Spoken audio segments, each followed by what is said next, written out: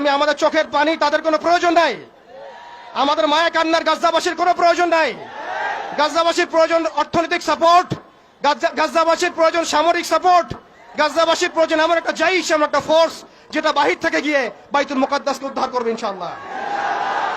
আর আপনারা ভবিষ্যৎবাণী শুনে রাখবেন, ইনশাআল্লাহু আযজা ওয়া জাল আল্লাহ রাব্বুল আলামিনের এই বান্দাদের মধ্যেই এমন একটা জাইশ, এমন একটা দল আল্লাহ পাক সৃষ্টি করে দিবেন ইনশাআল্লাহ।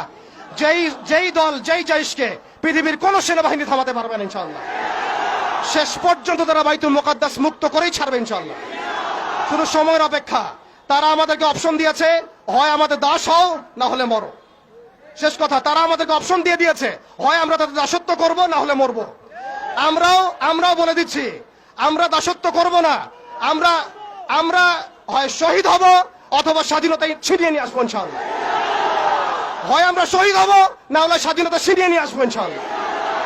আল্লাহ পাক আমাদের বাংলার তাওহীদের জনতাকে কবুল করেন, আমিন। ওয়া আখিরু দাওয়ানা।